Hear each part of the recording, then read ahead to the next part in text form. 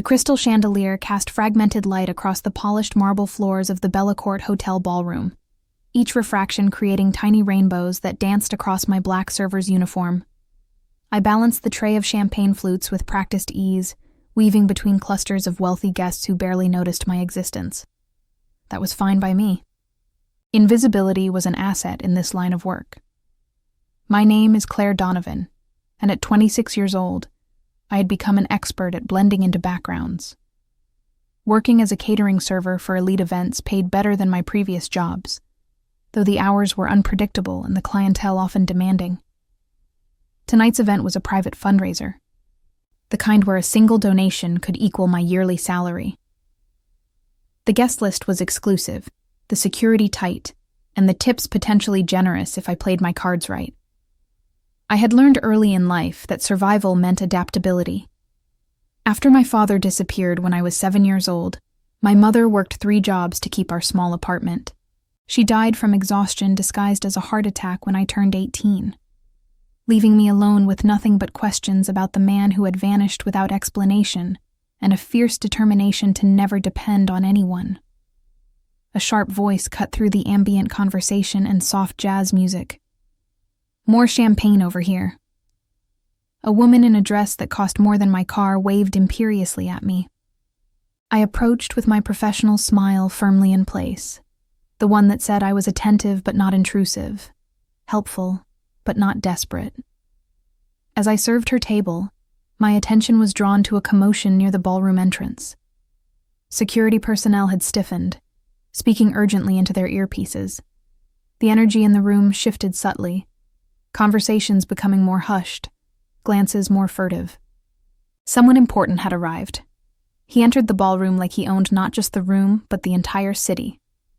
Tall, perhaps 6'2", with dark hair touched with silver at the temples, despite appearing to be in his early 40s. His tailored suit probably cost more than 6 months of my rent, charcoal gray with subtle pinstripes that emphasized his broad shoulders and lean build. But it was his eyes that caught my attention, dark, almost black, and completely unreadable as they swept across the crowd with predatory assessment.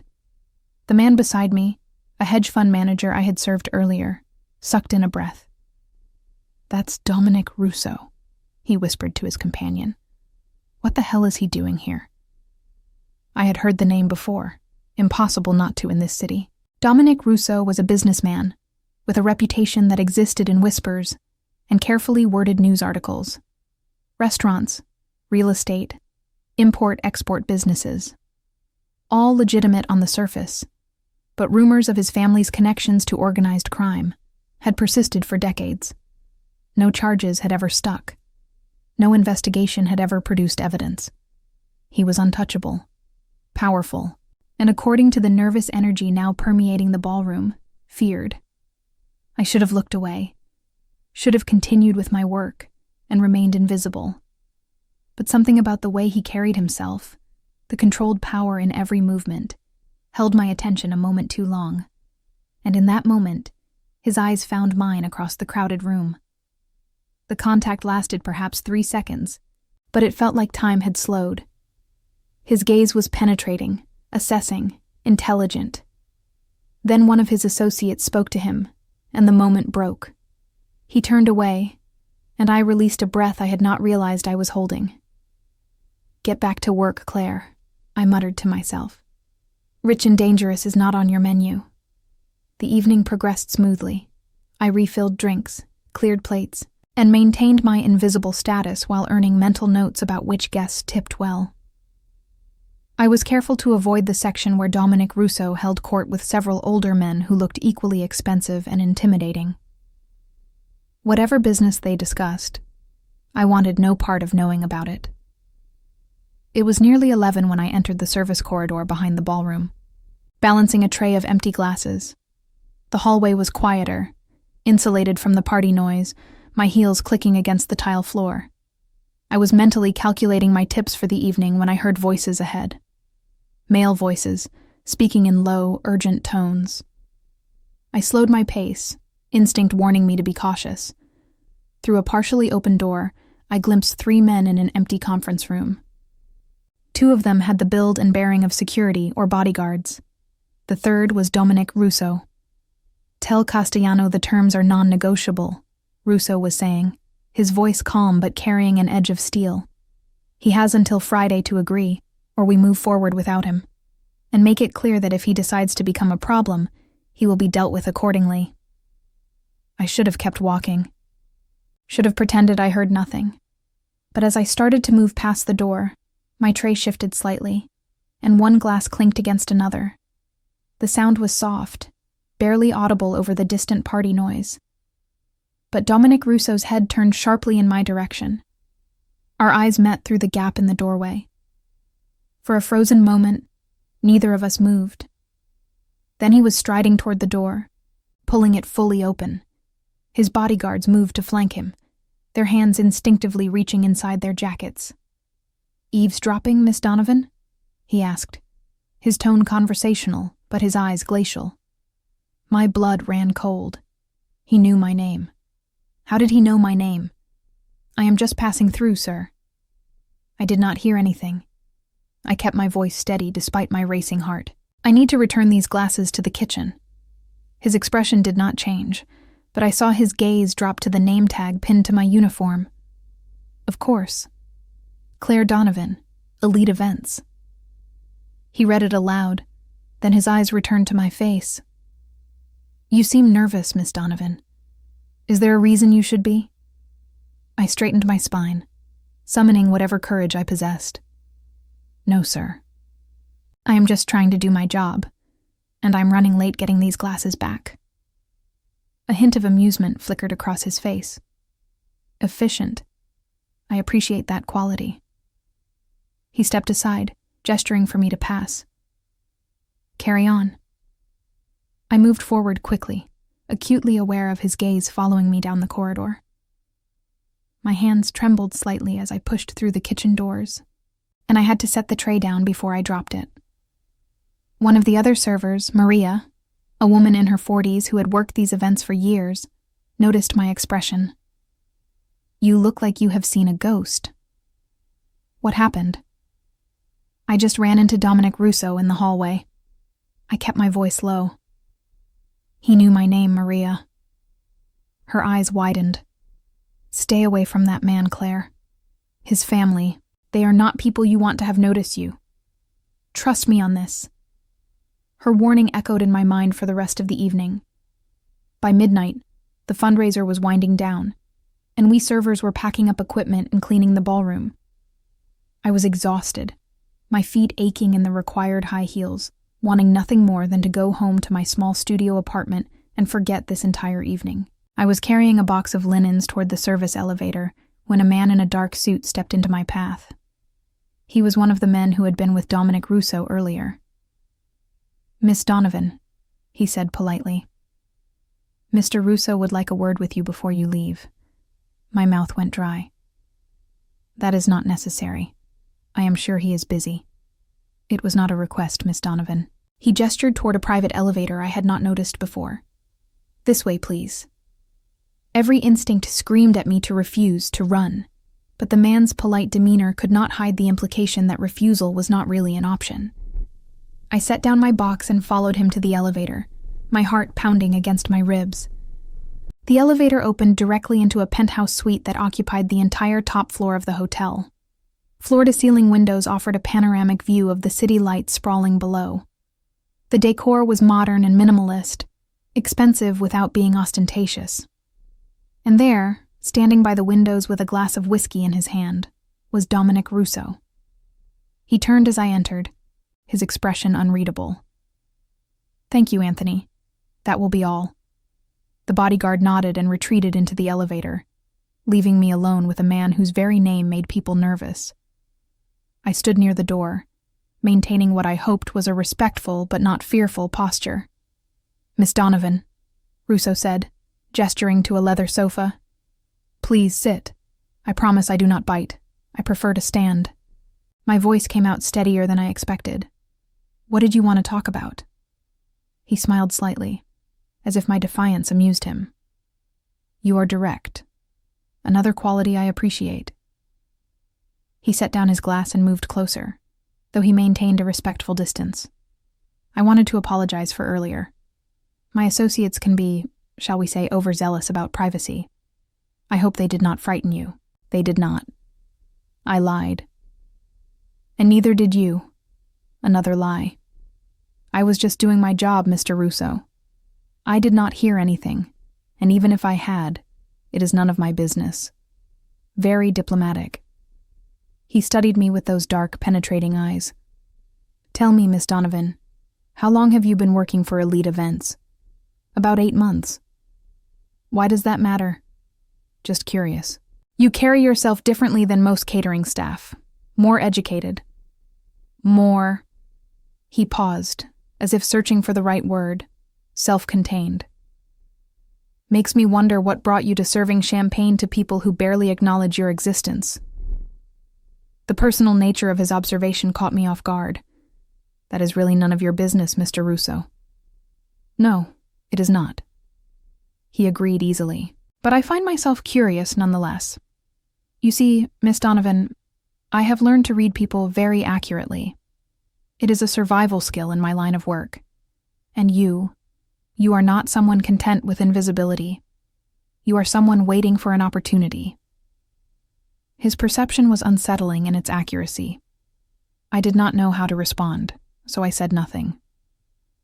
I have a proposition for you, he continued. I am hosting a series of private dinner parties over the next month. Very exclusive guest list, very discreet service required. I would like to hire you specifically to work these events. The compensation would be, let us say, significantly better than your current rate.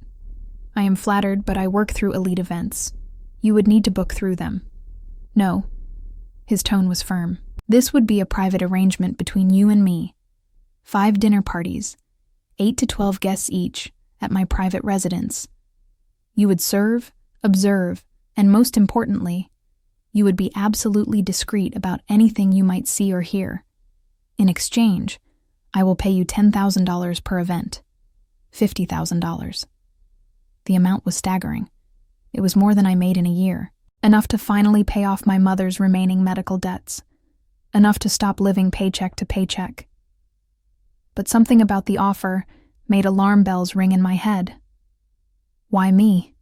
I asked. You could hire anyone. Why would you offer that kind of money to someone you do not even know? Because I can see you are trustworthy. Because you are smart enough to understand the value of discretion. And because, he added with a slight smile, you need the money badly enough to consider an offer that you know you should refuse. His bluntness should have offended me, but instead I found myself appreciating the honesty. He was right. I did need the money. Desperately. The question was whether I was willing to compromise my principles and possibly my safety to get it. I would need details. What exactly would be expected of me beyond serving dinner? Exactly what I said. You would serve meals, clear plates, pour drinks. My chef handles the cooking. My regular staff handles setup and cleanup. You would simply be the visible server during the meal itself, professional, courteous, and above all, discreet. And if I overhear things I should not, things that might be, let us say, legally questionable, then you forget them the moment you leave my home. His eyes hardened slightly. I am offering you an opportunity, Miss Donovan, not involving you in my business. But I will be very clear about one thing. If you accept this arrangement and later decide to share anything you might learn, the consequences would be severe. Do you understand? The threat was veiled but unmistakable. I understood perfectly. This was not just a job offer. It was an invitation into a world I had always avoided. A world where money flowed freely but morality was flexible and danger lurked beneath polished surfaces. I should have said no. Should have walked away from Dominic Russo and his dangerous proposition. But as I thought of my mother's medical bills, of my threadbare existence, of the opportunities I had sacrificed to survive, I found myself weighing the risk against the reward. I need time to think about it, I said finally. You have until tomorrow evening. He pulled a business card from his jacket and held it out to me. Call the number on this card before 8 p.m. If I do not hear from you, I will assume your answer is no, and we will never speak of this again. I took the card, its thick paper stock expensive between my fingers. One more question, Mr. Russo. Why all the mystery? If this is just serving dinner, why the elaborate security? Why the warnings about discretion? Because the people who dine at my table discuss matters that others would find very interesting. Business matters, political matters, matters that could be misunderstood if taken out of context. He moved to hold open the elevator door for me. I value my privacy, Miss Donovan. I pay well for it. The elevator doors closed, and I descended back to reality, back to the world of minimum wage and maximum struggle, with a business card that felt like it was burning a hole in my pocket. I did not sleep that night. I paced my tiny studio apartment, which suddenly felt even more cramped and shabby after seeing Dominic Russo's penthouse. I made lists of pros and cons. I researched him online, finding the same carefully curated information that revealed nothing definitive. Successful businessman, philanthropist, family with rumored mob connections that no one could prove. By morning, I had convinced myself to decline the offer. By noon, I was reconsidering. By evening, as I stared at the stack of unpaid bills on my kitchen counter, I picked up my phone and dialed the number on his card. He answered on the second ring. Miss Donovan, I have been expecting your call. I accept your offer. The words came out before I could stop them, but I want everything in writing. A contract, payment terms, all of it. I will have my attorney draw up an agreement. The first dinner is Friday evening. My driver will pick you up at 6. Dress code is elegant but professional. Black dress, understated jewelry. Questions? I had about 1,000 questions, but I voiced only one. What if I want to back out after the first event? Then you keep the 10,000 for that evening, and we part ways amicably. His tone suggested he did not expect that to happen. Welcome aboard, Miss Donovan. I look forward to working with you. The next 3 days passed in a blur of nervous anticipation and second-guessing. I purchased a simple black dress from a consignment shop, elegant enough to fit the dress code, but not so expensive that it would devastate my budget if this entire arrangement fell through. I told no one about the arrangement, not Maria at work, not my handful of acquaintances, no one. Secrecy felt safer. Friday evening arrived too quickly. At precisely 6 p.m., a sleek black town car pulled up to my building. The driver, a quiet man in his 50s who introduced himself simply as Thomas, held the door open and said nothing during the 40-minute drive to an exclusive neighborhood I had only seen in magazines. Dominic Russo's residence was not a house. It was an estate. Wrought iron gates opened onto a private drive that wound through manicured grounds before revealing a stone mansion that managed to be imposing and elegant simultaneously. Security was visible but discreet. Men in dark suits positioned at strategic points around the property. Thomas led me through a side entrance into a professional kitchen where a chef and 2 assistants were preparing an elaborate meal. The chef, a stern-looking woman named Marguerite, barely acknowledged my presence as she issued rapid-fire instructions to her team. A door opened and Dominic Russo entered, looking every inch the wealthy host in a charcoal suit without a tie, the top button of his white shirt undone. His eyes found mine immediately. Miss Donovan, good evening. He gestured for me to follow him. Let me show you the dining room and explain the evening's expectations. The dining room was stunning. A long table set for 12 with china and crystal that caught the light from an antique chandelier. Original artwork adorned the walls, pieces I recognized from my art history classes in college before I had to drop out. Tonight's guests are business associates, Russo explained.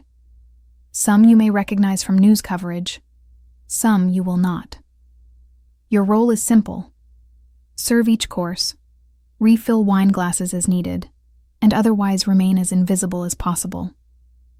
Do not speak unless directly addressed, and if you are addressed, keep your responses brief and neutral. Understood? I nodded, taking in the precise placement of each setting, the heavy silver flatware, the crystal wine glasses arranged in perfect alignment.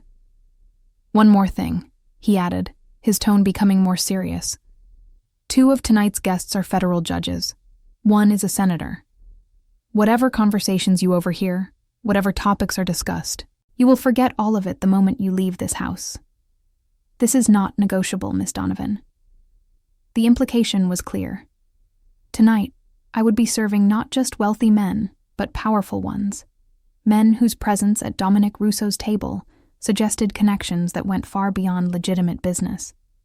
I was about to witness something I should not see, hear things I should not hear, and I was being paid very well to pretend none of it existed. The guests began arriving at 7:30. I stood near the kitchen door, ready to serve, watching as men in expensive suits entered the dining room with the confidence of those accustomed to power. I recognized one face from television news, a senator who had recently spoken out against organized crime in a well-publicized press conference. The irony of his presence at this table was not lost on me. Dominic Russo presided over the evening with effortless grace, directing conversation, telling stories that made the table laugh, navigating disagreements with diplomatic skill. I served course after course, each more elaborate than the last, moving around the table with practiced efficiency while trying not to listen to discussions of construction contracts, union negotiations, and zoning approvals that sounded innocent enough but carried undertones I could not quite decipher. It was during dessert, a chocolate soufflé that Marguerite had fussed over obsessively, when one of the guests asked me directly, "Young lady, this wine is exceptional. What vintage is this?" I glanced at Dominic Russo, who gave an almost imperceptible nod. "It is a 2008 Chateau Margaux, sir. One of Mr. Russo's private reserves." "Excellent taste, Dominic," the man said, then turned back to me. "And what is your name?" "Claire, sir." "Claire," he repeated, studying me with slightly unfocused eyes. The wine had been flowing freely all evening. "Tell me, Claire, has anyone ever told you that you have very discerning eyes? Eyes that notice things?" The question made me uncomfortable in ways I could not articulate. Before I could formulate a response, Dominic Russo intervened smoothly. "Miss Donovan is an employee, Marcus, not entertainment. Perhaps we should return to discussing the Patterson contract." The conversation shifted, and I retreated to the kitchen, my heart pounding. The interaction had been brief, almost innocent, but the undertone had been clear. These men were testing me, seeing if I could be trusted, evaluating whether I was truly as discreet as Dominic Russo had promised. The evening ended shortly before midnight. As the guests departed, I began helping Marguerite's team clear the dining room. Dominic Russo entered as I was stacking plates, his jacket removed and sleeves rolled up, looking more relaxed than I had seen him. "Leave that." His voice was quiet, but commanding. "My staff will handle cleanup. Come with me." He led me to a study lined with books, a massive desk dominating one end of the room. From a locked drawer, he withdrew an envelope and held it out to me. $10,000, as agreed. All cash, all untraceable. He watched my face as I took the envelope, feeling its weight. "You did well tonight, Miss Donovan.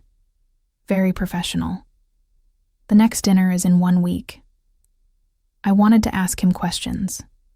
Wanted to know who those men really were, what they had really been discussing, what I had truly gotten myself into. But I also wanted the money in the envelope I held, wanted the opportunity it represented, wanted to believe I could take his money without compromising myself. "Thank you, Mr. Russo." I kept my voice neutral. "I will be here." A slight smile curved his lips. "I think you will. Thomas will drive you home." During the ride back to my apartment, I opened the envelope and counted the money. $10,000 in crisp $100 bills, more cash than I had ever held at once. Enough to pay off 3 months of my mother's medical debt. Enough to buy breathing room. That night, I lay awake again, but this time with the envelope under my pillow, wondering what price I would ultimately pay for money earned in the shadows. The following week's dinner was similar to the first. Different guests, same careful conversation that danced around topics without ever explicitly stating anything illegal.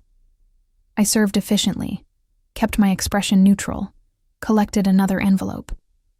By the third dinner, I had fallen into a rhythm, had learned to tune out conversations while remaining attentive to the needs of the guests. It was the fourth dinner, 3 weeks into my arrangement with Dominic Russo, when everything changed.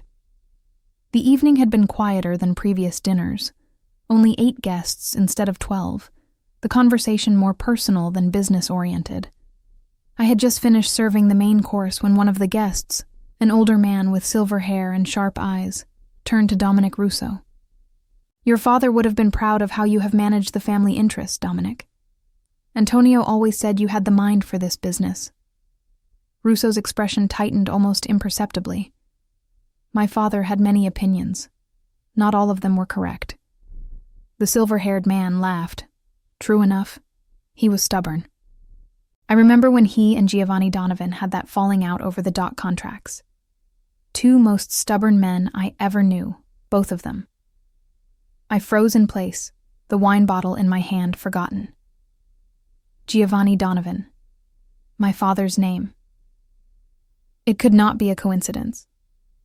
Donovan was not an uncommon name, but Giovanni, that was my father. My mother had called him Gio. My hand trembled slightly as I moved to refill the man's wine glass. He did not notice, too absorbed in his reminiscence. Whatever happened to Giovanni anyway? He just disappeared. Must be what, 20 years ago now? The table grew quiet. I felt Dominic Russo's gaze on me, sharp and assessing. Something had shifted in the atmosphere, a tension I could not quite identify. I kept my expression carefully neutral as I finished pouring wine and retreated toward the kitchen. But my mind was racing. What connection had my father had with these people? Why had his name come up at this table, in this house, among these men? After the guests departed and I had received my envelope for the evening, Dominic Russo did not immediately dismiss me. Instead, he gestured for me to follow him to his study, closing the door behind us. "Giovanni Donovan," he said without preamble. "Your father?" I met his gaze, saw no point in lying. "Yes." "How did you know?" "The same last name, the timing, and the way you froze when Antonio mentioned him." His eyes never left my face. "How much do you know about your father, Claire?" I called him by his first name now. We had moved past formalities over the past weeks. "Not much. He disappeared when I was 7. My mother said he left us, but she would never talk about him. All I have is his name and vague memories." Dominic moved to a cabinet and poured 2 glasses of scotch, handing one to me before sitting on the edge of his desk. "Your father worked for mine. He was one of my father's most trusted associates." The room seemed to tilt. "That is impossible." "My father..." I could not finish the sentence. My father was what? A criminal? A mobster? Everything I had never wanted to believe. "Your father was an accountant," Dominic continued, his voice matter-of-fact. "One of the best. He managed financial operations for several of he paused, our business entities. For 15 years he was absolutely loyal, and then one day, he vanished, along with detailed records that could have dismantled everything my father had built." I sank into a chair, the scotch untouched in my hand. "You are saying my father stole from your family?" "We never knew for certain.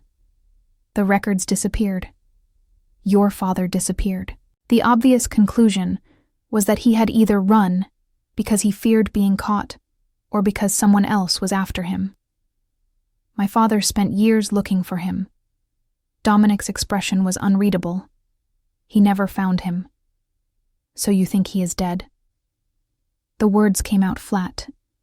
"I think if he were alive, he would have surfaced by now. Men like your father, when they run, they do not usually make it very far.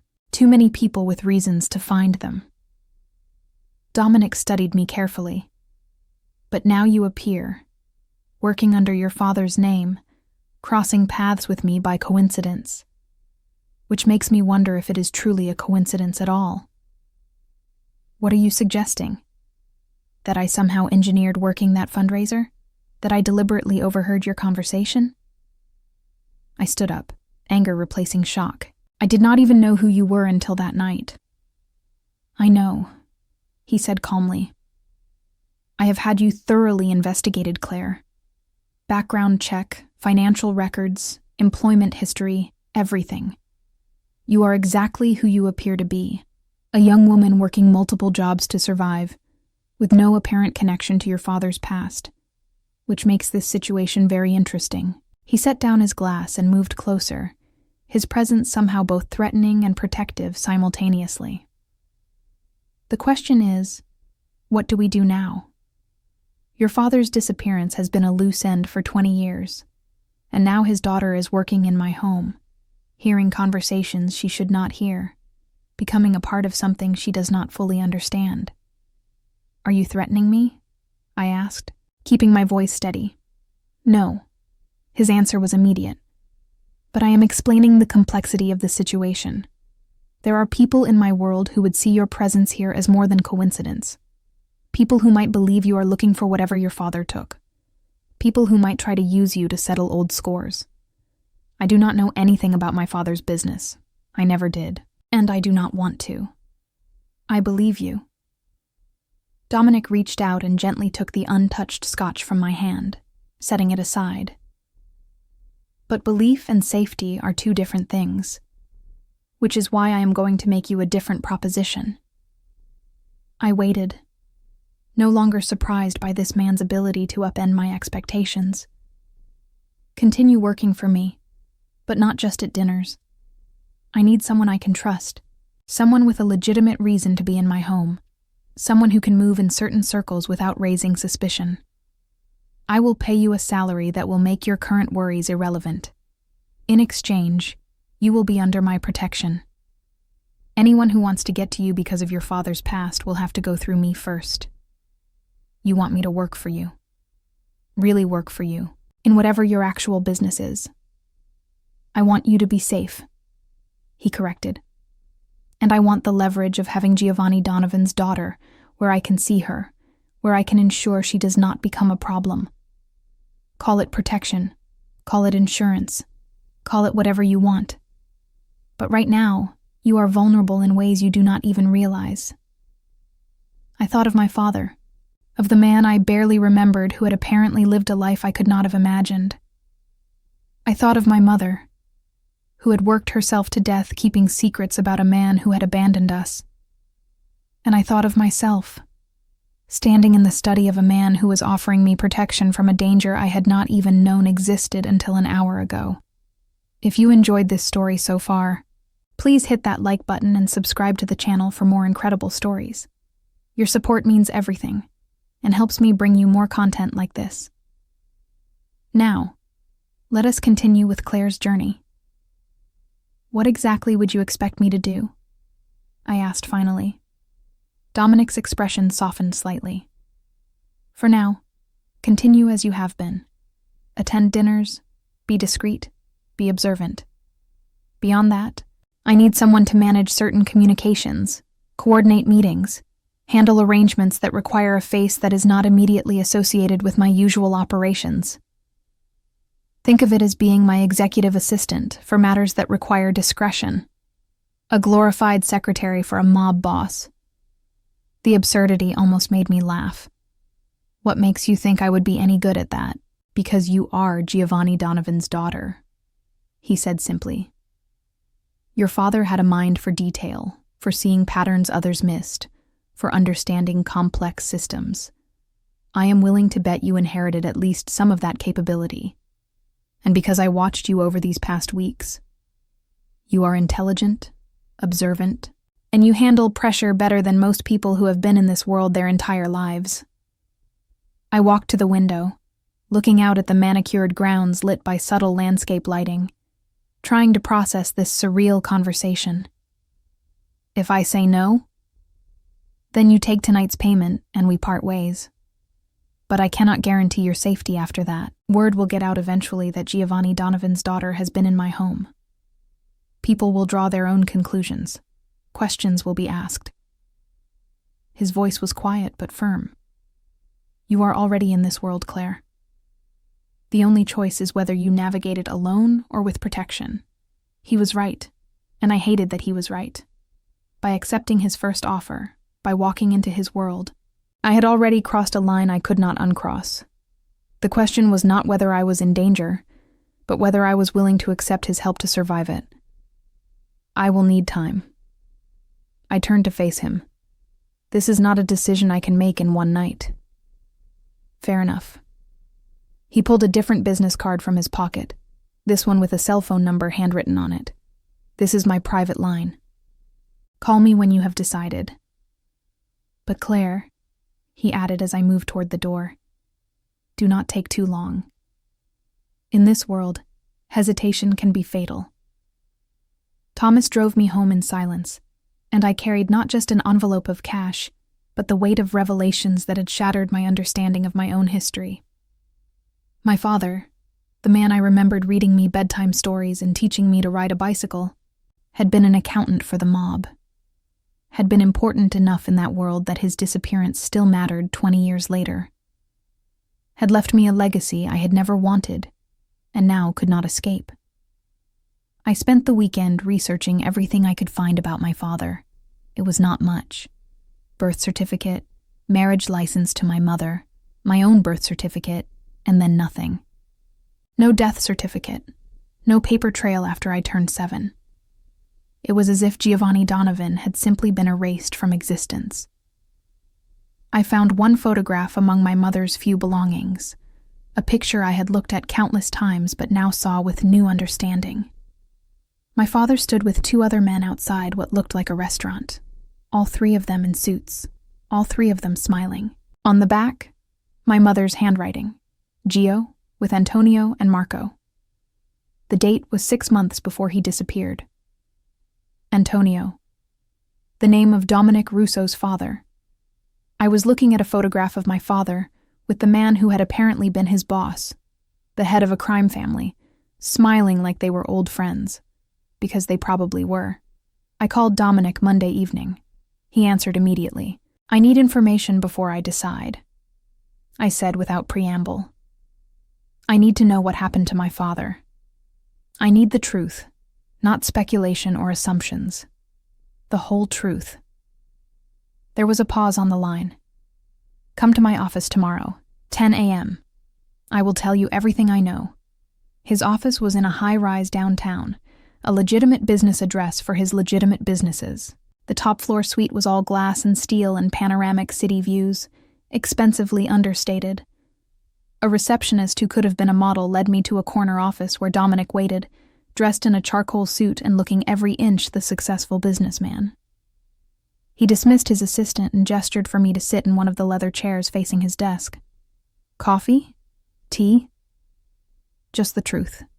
I sat, trying to project more confidence than I felt.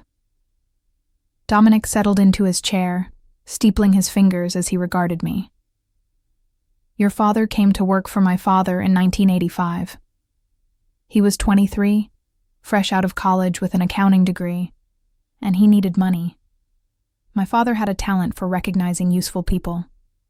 Your father was brilliant with numbers, discreet, and loyal. For 15 years, he managed financial operations that kept everything running smoothly. And my mother? Did she know what he did? She knew enough. No one married to one of my father's people could be completely ignorant. But your father kept her as separate from the business as possible. He moved you to a different neighborhood, sent you to schools away from the areas we controlled. He wanted better for you than what he had chosen for himself. The image he was painting was complicated. Not the villain I had half expected, but not innocent either. Go on. In 2000, things started changing. Federal investigations were getting more sophisticated. Electronic surveillance was everywhere, and people who had been untouchable for decades were suddenly facing indictments. My father was paranoid, rightfully so, about leaving paper trails. Your father had been pushing for years to clean up certain operations, to legitimize as much as possible. They argued about it frequently. So what happened? In March 2000, your father came to me. I was 25, just starting to take over certain aspects of the business from my father. He told me he had backed up records of everything: financial transactions, property transfers, offshore accounts, all of it. He said it was insurance, in case the family ever tried to make him a scapegoat for anything illegal. He said he trusted me to do the right thing if anything happened to him. Dominic's expression grew darker. 2 weeks later, he was gone. The backups were gone, and my father became convinced that your father had either sold us out or was planning to. The family council wanted me to find him, and, well, they wanted permanent resolution. Kill him, I said flatly. They wanted you to kill my father. Yes. Dominic did not flinch from the blunt words, but I could not find him. No one could, and after a few years it became a cold case. We assumed he was dead, that whoever else he had been involved with had gotten to him first. I processed this information, each revelation another piece of a puzzle I had never wanted to solve. Did you try hard to find him? His eyes met mine, and I saw something complicated there. Not as hard as I could have. Your father had helped me understand things my own father could not see, about the changing world, about the need to evolve. I did not want to believe he would betray us, and I did not want to be the one to execute him if he had. So I looked, but not in every place I could have looked. The admission surprised me. You protected him, even though you thought he might have betrayed your family. I protected the possibility that he had run for a good reason. Dominic stood and moved to the window. Your father once told me that the biggest trap in this life is convincing yourself that you have no choice, that you are stuck in this world because there is no way out. He said the day I believed that would be the day I deserved whatever happened to me. So he ran. I concluded. He took whatever insurance he had created and he disappeared to protect us, to give me a chance at a different life. That is what I chose to believe. Dominic turned back to me, which is why when you appeared in my life, I saw it as an opportunity to finish what your father started, to build something that does not require people to destroy themselves to survive it. I stood, moving to look at the city spread below us. You want to use me to legitimize your operations, to have Giovanni Donovan's daughter as a public face that makes everything look cleaner. I want to give you a choice your father never felt he had. His voice was closer now. He had moved to stand beside me. Work with me. Help me transform what my family built into something that does not destroy the next generation. Or walk away and hope that the past stays buried, but understand that either choice has consequences. I turned to look at him, really look at him, seeing not just the powerful man who had upended my life, but someone who was also trapped by legacy and expectation and choices made by people long dead. What happens if we find him? If my father is still alive somewhere? Then we get answers. And maybe we get a roadmap for how to leave this world without leaving bodies behind. I extended my hand. Okay, I will work with you. But I need parameters. I need to know where the lines are, what I am willing to do, and what I am not. And I need to know that when I say no to something, that no will be respected. He took my hand, his grip firm but not crushing. Agreed. You work as my assistant, handle legitimate business operations, coordinate meetings, manage communications. Anything illegal, anything that crosses lines you are not comfortable with, you walk away from. No questions, no consequences. And my father? If we find information about what happened to him, we follow it together. He released my hand. No more secrets, Claire. You have earned the right to know your own history. That was how I became Dominic Russo's executive assistant. The transition was surprisingly smooth. I quit my catering job with Elite Events, moved into a better apartment that Dominic's company owned at a reduced rate, and reported to his legitimate office each day to manage scheduling, correspondence, and coordination for his various business interests. To the outside world, I was exactly what I appeared to be. A young professional working her way up in a successful company. Only a few people knew that my real job was to be Dominic Russo's bridge between his legitimate businesses and the shadow world he was trying to distance himself from. The first few months were an education. I learned that Dominic had not been lying about wanting to change his family's operations. He was systematically divesting from anything that could be prosecuted, investing instead in real estate, restaurants, and tech startups. The transition was not popular with older members of his organization, men who had grown wealthy on illegal enterprises and did not appreciate the new direction.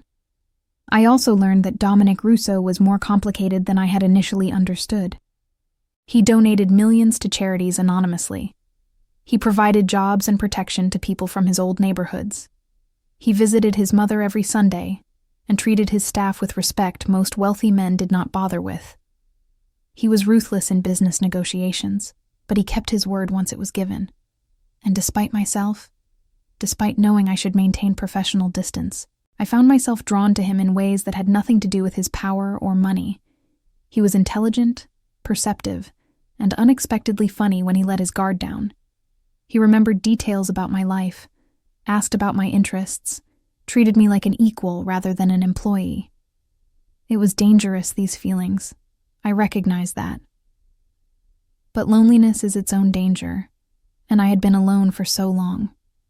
We were 6 months into our working relationship when Dominic walked into my office late one Friday evening. I was the only one left in the building, finishing reports that needed to be filed before the weekend. "Go home, Claire." He leaned against the doorframe, his tie loosened and jacket removed, looking tired. "These can wait until Monday. I am almost done." I saved the document I was working on. Besides, I do not have anywhere else to be. "No boyfriend waiting for you?" he asked, his tone casual, but his eyes sharp. "No time for that," I replied honestly. Between this job and, well, everything else, dating is not exactly a priority. Everything else meaning investigating your father's disappearance. I looked up, surprised he had picked up on what I had been doing in my spare time. "How did you know?" "Because I am doing the same thing."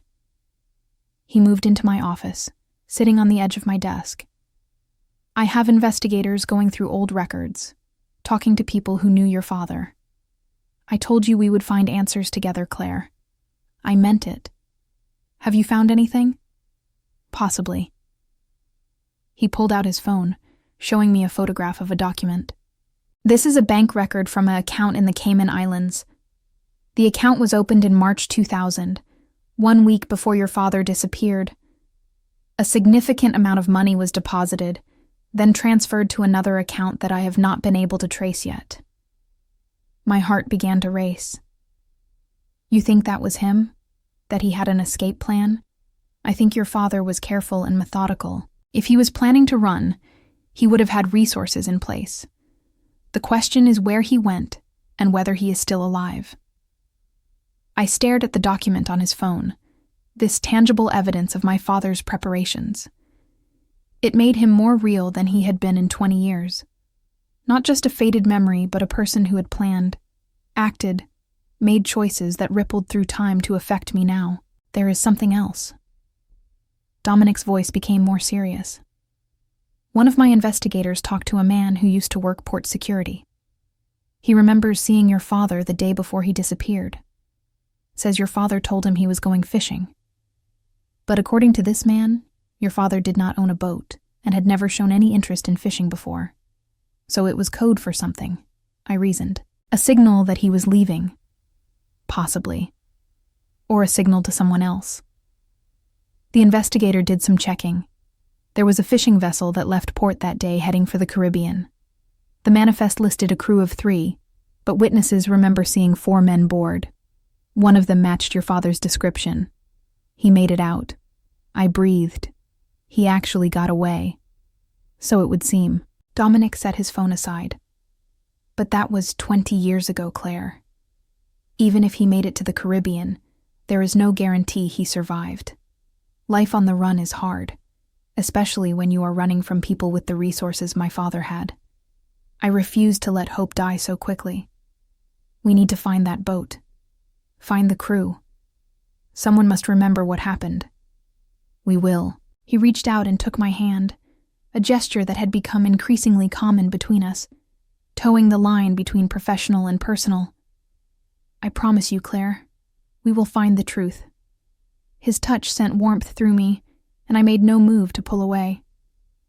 When did this happen? I asked quietly. When did you stop being my boss and start being...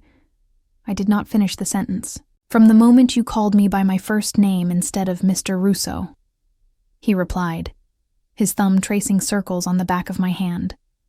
Or maybe before that. Maybe from the moment you stood in that corridor at the hotel, refusing to be intimidated by me. This is complicated, I said, though I still did not pull my hand away. You are technically my employer, and you are involved in things that I do not fully understand. And we are looking for my father, who your father wanted dead. This is the definition of complicated. Yes. He agreed. And I do not know how to make it less complicated. But I know that every morning I look forward to seeing you. I know that your opinion matters more to me than anyone else's. And I know that when you smile, really smile, not your professional smile, it is the best part of my day. The confession was so honest, so vulnerable from a man who revealed little to anyone, that it disarmed every defense I had. I stood, and he rose with me, still holding my hand. This could end badly. I warned, for both of us. Most worthwhile things carry that risk. He brought our joined hands to his lips, kissing my knuckles gently. The question is whether the possibility is worth the risk. I answered by reaching up with my free hand to touch his face, feeling the slight stubble along his jaw, the warmth of his skin. He went very still, as if afraid to move, afraid to break whatever moment this was. I have not stopped thinking about you, I admitted, since that first night when you knew my name before I told you. When you looked at me like I mattered. I keep telling myself it is a bad idea, that I am being foolish, but I cannot seem to stop. Then do not. He pulled me closer, his other hand coming up to cup my face. Stop trying to logic your way out of what you feel, Claire. For once, just... He did not finish the sentence because I kissed him. The kiss was everything I had not let myself imagine. Gentle but intense, hesitant but sure. A collision of loneliness and desire and connection that had been building for months. His arms came around me, holding me like I was precious, and I let myself fall into the sensation of being wanted, being seen, being chosen. When we finally broke apart, we were both breathing hard. He rested his forehead against mine. I have wanted to do that since the third dinner party when you argued with me about wine pairings and stood your ground even though you knew I could fire you. I laughed breathlessly. I thought you were going to fire me that night. I was too busy being impressed. He kissed me again, softer this time. Come home with me tonight. Not to my estate, to my private apartment. Just you and me and no expectations beyond being together. I should have hesitated. Should have considered the implications, the complications, the 1,000 ways this could go wrong. But I had been careful my entire life, had played it safe, had avoided risk. And where had it gotten me? Alone, struggling, half alive. Maybe it was time to choose something different. Okay, I said simply. Let us go. His apartment was in a secure building downtown. A penthouse that was smaller than his estate, but somehow more personal. Books overflowed the shelves, evidence of a mind that consumed information voraciously. Art covered the walls. Not the investment pieces at his estate, but works he clearly loved. A guitar leaned in one corner, surprising me. You play? I asked, gesturing toward it. Used to. He poured 2 glasses of wine and handed me one. My mother insisted I learn when I was young. She thought it would keep me from following my father into the business. He smiled sadly. She was wrong, but I still play sometimes when I need to think. We sat on his sofa, close but not touching, the wine warming me from the inside. Will you play for me sometime? Maybe. He set down his glass and turned to face me fully. Claire, I need you to understand something. What I feel for you, it is not a game. It is not about control or possession or any of the things that drive most relationships in my world. You make me want to be the man my father could never be. You make me believe that maybe I can build something good from all this darkness. The intensity of his words should have frightened me. Instead, they resonated with something deep inside, a recognition of equal feeling.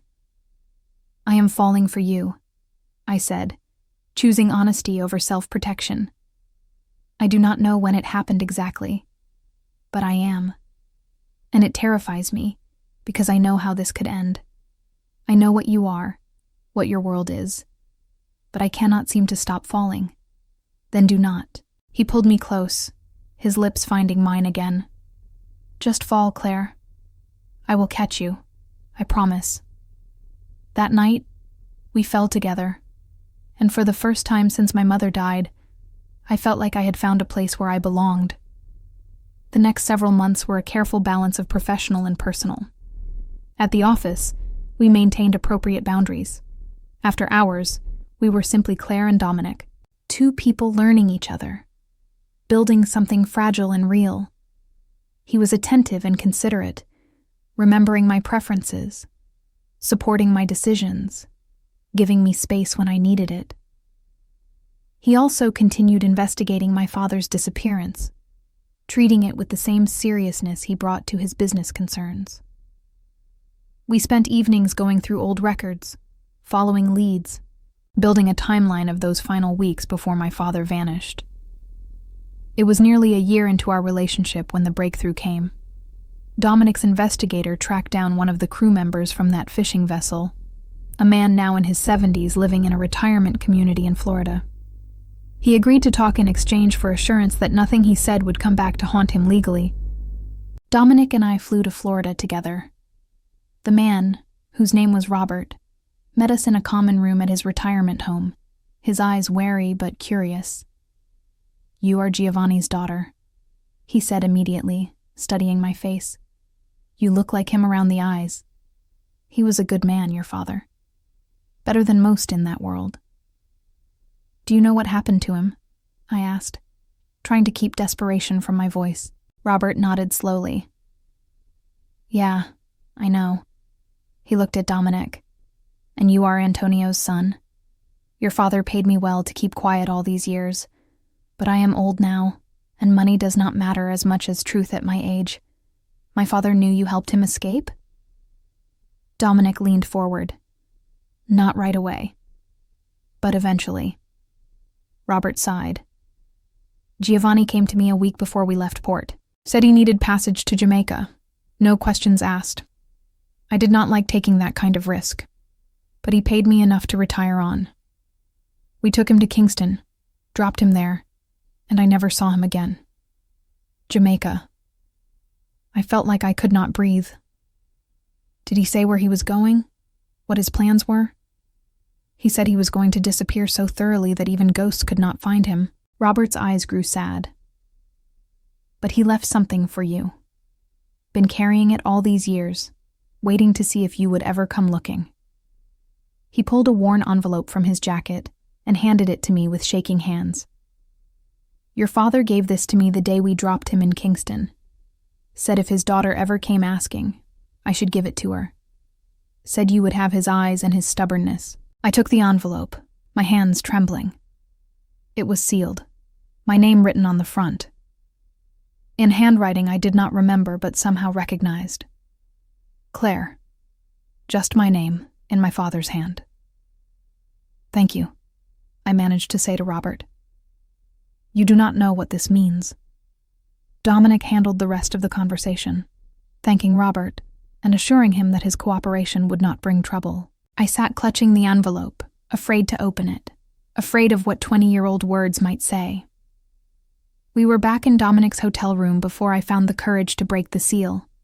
Inside was a single sheet of paper, folded around a photograph. The picture showed me at 6 years old, sitting on my father's shoulders, both of us laughing at something outside the frame. I did not remember the moment, but the joy in our faces was unmistakable. The letter was brief, written in firm handwriting. My dearest Claire, if you are reading this, then you have grown into a woman brave enough to look for answers. I am sorry I had to leave you. Sorry I could not watch you grow, could not teach you to drive or walk you down the aisle or meet your children. Every day I have been gone. I have thought of you and your mother and wondered if I made the right choice. I took information that could destroy families, not because I wanted to betray anyone, but because I needed insurance to get us out. The people I worked for, they were not evil, but the life was. And I did not want that life to consume you the way it had consumed me. I made arrangements. Money in accounts your mother could access, but would not understand the source of. Protection from a distance. And when it became clear that staying would endanger you both more than leaving, I chose to disappear. By the time you read this, I will either be long dead or so far removed from that world that I am effectively dead to it. Either way, do not look for me, Bambina. Some doors need to stay closed. But know this.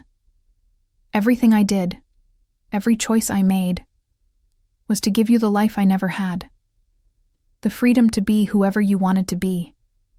The chance to build something good. Do not waste that gift by looking backwards. Look forward, Claire. Build something beautiful, and know that wherever I am proud of you. Always. Your father, Giovanni. I read the letter 3 times, tears streaming down my face. Dominic sat beside me, his arm around my shoulders, saying nothing, just being present while I processed 2 decades of grief and anger and confusion into something resembling understanding. He is gone, I finally said. Wherever he went, whatever life he built, he is not coming back. No, Dominic agreed quietly. He gave you the only gift he could, his absence. I turned to look at him. Did you know? When we started investigating, did you already know we would not find him? I suspected, he admitted. Men who disappear that completely do not want to be found, and your father had every reason to stay hidden. But you needed to look, Claire. You needed to know that he chose to leave, not that he was forced to. That his leaving was an act of love, not abandonment. He was right, and I hated and loved him for understanding that. I folded the letter carefully and tucked it back into its envelope along with the photograph. Thank you for helping me find this, for not giving up even when it seemed pointless. His answer was to kiss my forehead and hold me while I grieved for a father I barely remembered, but had never stopped missing. If you have been enjoying this story, please take a moment to hit that subscribe button and turn on notifications so you never miss another story. It really helps the channel grow and brings you more captivating content. Thank you. And now let us see how Claire's story concludes. We flew back to the city the next day. Something had shifted in me during that trip. The need to find my father, to understand my past, had driven so much of my life without me even realizing it. Now, with answers finally in hand, I felt unmoored, free, but also uncertain about what came next. Dominic sensed the change. He gave me space, did not push, let me process at my own pace. But I caught him watching me sometimes, concern evident in his eyes, as if he feared I might disappear the way my father had. It was 2 weeks after our return when everything came to a head. I was in Dominic's office, reviewing contracts for a new restaurant acquisition, when his door burst open.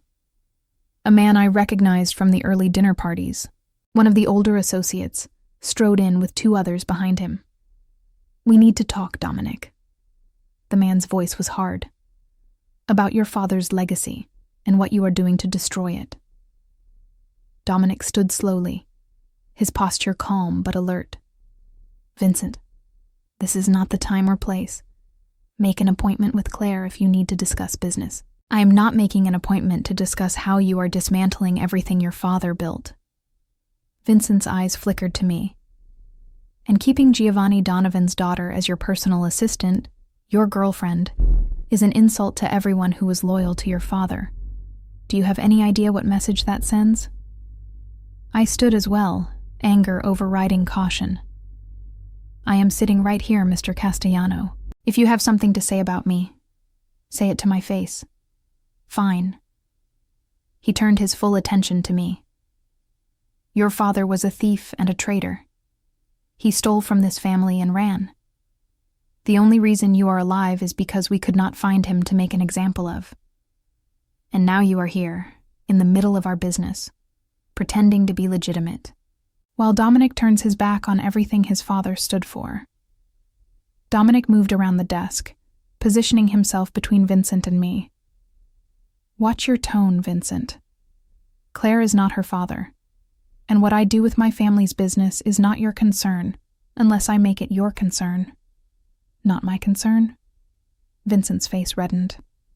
"I have been with this family for 40 years. I watched your father build this empire from nothing, and I will not watch you tear it down because you fell for the daughter of a man who betrayed us." The tension in the room was volatile. I could see Dominic's hand moving toward his jacket, and I knew with sudden certainty that this confrontation was about to escalate beyond words. "Stop." I stepped forward, placing myself deliberately in the space between the two men. "All of you need to stop." I looked at Vincent. "You are right. My father took information that belonged to this family. But he did it because he wanted out of a life that was destroying him. He did it so I could have a choice he never had." I paused, making sure I had everyone's attention. "And Dominic is trying to give everyone in this organization that same choice. To build something that does not require people to sacrifice their souls to survive." Vincent laughed harshly. Noble words from someone who has been feeding at this table for over a year. "You think you are better than us because your father ran away? You are just as complicit now as any of us." "You are right about that, too." I agreed, surprising him. "I am complicit. I have spent the past year working in this world, benefiting from it, even as I told myself I was somehow separate from it. But that ends today." I turned to Dominic, seeing confusion and something like fear in his eyes. "I cannot do this anymore. I cannot be part of this world, even the cleaned-up version of it, because at the end of the day, it is still built on a foundation of violence and fear and choices that hurt people." My father understood that. It is time I honored his sacrifice by actually walking away, not just pretending to be different while staying in the middle of it. "Claire." Dominic's voice was low. "Do not make a decision based on what Vincent said. I am not." I felt tears threatening but refused to let them fall. "I am making it based on what I need to be able to live with myself. I love you, Dominic. I love you more than I have ever loved anyone. But I cannot build a life on this foundation. I cannot look at my future children and tell them their father is a good man while knowing where his money comes from." The room was silent. Vincent and his associates looked uncomfortable now, as if they had not expected their confrontation to trigger this outcome. Dominic stood frozen, every muscle tense, his face a mask of controlled emotion. "Then what do you want from me?" he asked finally, his voice raw. "You want me to walk away from everything? From the family, the business, all of it? Just abandon decades of history and hundreds of people who depend on this organization?" "No," I said softly. "I want you to want to. I want you to choose a different life because you see a better path, not because I am giving you an ultimatum. I want you to do what my father did. Find the courage to leave. And if I cannot, if I will not..." I picked up my purse from the desk, my hands steady despite my shaking heart. "Then, I will leave alone. And I will wish you the best, Dominic Russo. I will hope that you find a way to make peace with your choices. But I cannot stay and watch you compromise yourself day after day, year after year, until you become the man your father was, instead of the man you could be.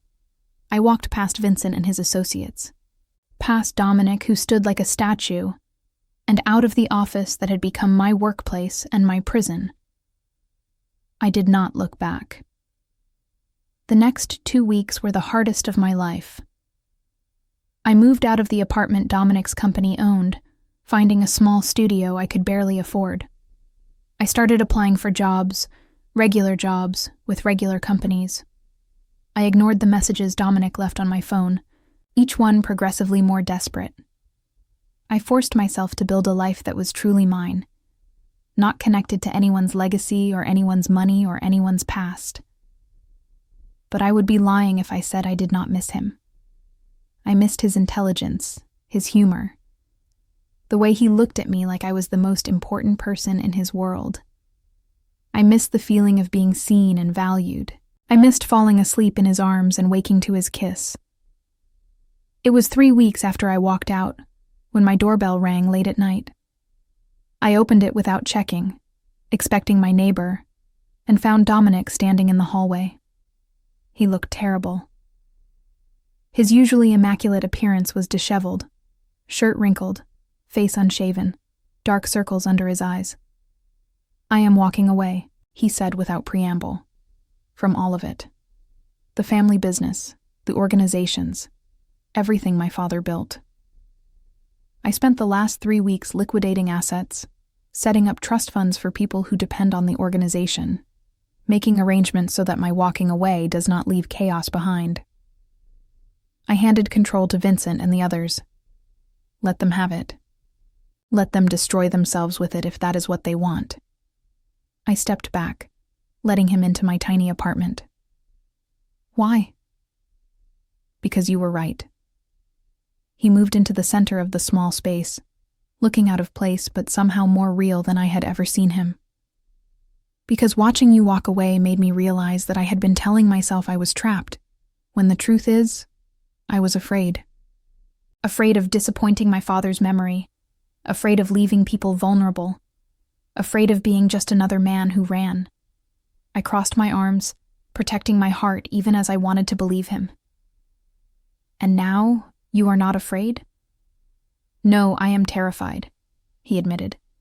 "I have no idea who I am outside of being Antonio Russo's son and Dominic Russo the businessman. I do not know what I want to do with my life or how to exist in a world where my name does not carry automatic respect or fear. I only know one thing." "What?" "I know that none of it matters if you are not there." He closed the distance between us, taking my hands. "I know that the only future I want is one where I build something good with you, something clean and honest and worth the sacrifices our fathers made." "What will you do?" I asked, wanting to believe but needing to understand the practicalities. "I have money and legitimate investments, enough that we will never have to worry." "I thought I might go back to school, finish the degree I never completed, maybe teach, or start a legitimate business that helps people instead of exploiting them." He smiled weakly. "I know that sounds naive, a mafia boss becoming a teacher. But Claire, I do not want to be a mafia boss anymore. I want to be someone you can be proud of, someone I can be proud of." I reached up and touched his face, feeling the unfamiliar stubble, seeing the vulnerability in his eyes. "You already are someone I am proud of. You walked away, Dominic. You chose something better. That takes more courage than staying ever would have." His arms came around me, holding me tight. "I cannot promise it will be easy. There will be people from my old life who do not appreciate my leaving, who see it as weakness or betrayal. We might have to be careful for a while. Maybe move somewhere new. Start completely over. I am good at starting over," I said into his chest, breathing in his familiar scent. "And I am good at being careful. My father taught me that, even from a distance." He pulled back just enough to look at my face, his hand coming up to cup my cheek. Marry me. The words came out rushed, desperate. Marry me, Claire. Not because of money or legacy or any practical reason. Marry me because I love you more than I knew it was possible to love anyone. Because you make me want to be better. Because I choose you, and I want you to choose me. Every day for the rest of our lives. I thought of my father's letter, his words about building something beautiful. I thought of my mother, who had worked herself to death keeping secrets for a man who loved her enough to leave. I thought of all the choices that had led me to this moment, this tiny apartment, this man who had walked away from everything to prove he deserved me. Yes, I said simply. Yes, I will marry you. He kissed me then, and it felt like a promise, like a beginning, like hope distilled into a single moment. We married quietly 3 months later. No big wedding, no guest list full of important people. Just us and a judge and Robert, the man who had helped my father escape, who flew up to be our witness. It felt right, having him there. A link to the past that had shaped us both, but also a reminder that escape was possible, that new beginnings existed for those brave enough to pursue them. Dominic enrolled in a local university to finish his degree in education. I took a job with a nonprofit helping families in financial crisis, using my skills to actually help people instead of protecting dangerous secrets. We moved to a different city, somewhere neither of our names carried weight or history. We built a life that was deliberately small, deliberately quiet, deliberately ours. There were challenges. Former associates tried to reach out to Dominic occasionally, tried to pull him back in. We changed our phone numbers twice, moved once more. But gradually, as the years passed, the past released its hold. We became just another couple, just another family, when our daughter was born. Just another set of parents navigating the beautiful chaos of raising a child. We named her Eleanor, after Dominic's mother, who had welcomed me with surprising warmth, once she understood that I was the catalyst for her son, finally leaving the life she had always feared would destroy him. Our daughter had my eyes, and Dominic's stubborn determination, and when she laughed, I heard echoes of my father's laugh from the photograph, joy passing through generations despite everything that had tried to destroy it. On Eleanor's 7th birthday, the same age I had been when my father disappeared, I showed her the photograph and the letter he had left me. She sat on my lap, her small fingers tracing the edges of the worn paper. "Did your daddy love you?" she asked with the direct simplicity children possess. "Yes," I answered without hesitation. "He loved me enough to leave so I could have a better life than he did. Like when Daddy left his old job to be with us?" She looked up at me with those knowing eyes. Exactly like that. I hugged her close. Sometimes love means choosing something difficult, so the people you care about can have something better. Dominic appeared in the doorway of Eleanor's room. Home from his teaching job at the local high school, where he coached debate team and taught economics. He smiled at us, his girls, and I saw in his face the man he had become. Not a mob boss, not a criminal, but a teacher, a father, a husband who came home every night and never carried the weight of darkness. That night, after Eleanor was asleep, Dominic and I sat on our small patio, watching stars emerge in the darkening sky. "Do you ever regret it?" he asked, reaching for my hand. "Walking away from everything? The money, the power, the influence?" "Never." I laced my fingers through his. "Do you?" Not for a single moment. He brought our joined hands to his lips. "You gave me something I thought I could never have, Claire. A life I chose instead of inherited. A future I built instead of being trapped by." He paused. "Your father was right, in his letter, about building something beautiful." I leaned into him, feeling safe and home and complete. "Yes," I agreed. He was right. Years later, I would learn that my father had died peacefully in a small fishing village in Costa Rica, where he had lived under an assumed name, teaching mathematics to local children. The news came from Robert, who had stayed in touch until his own death. Apparently, my father had asked him to tell me, when the time was right, that he had built something beautiful too, that he had no regrets. I like to think he knew somehow that I had honored his sacrifice, that I had chosen light over darkness, love over fear, hope over cynicism, that the legacy he left me was not one of crime and shadows, but of courage and choice, and the fierce determination to create something better than what we were given. My name is Claire Russo, formerly Donovan, and this is my story. The story of how a chance encounter with a dangerous man led me to understand my past, embrace my present, and build a future worth every sacrifice it required. The story of how mentioning my father's name to the wrong person, or perhaps the right person, changed everything. How a dropped glass and words of disbelief, "That's impossible," became the beginning of not just understanding who I was, but discovering who I could become. Thank you for listening to my story. I hope it reminded you that we are never truly trapped by our circumstances or our histories. We always have choices, even when those choices are hard. And sometimes the most courageous thing we can do is walk away from what is expected of us and toward what we know is right. Thank you for being here.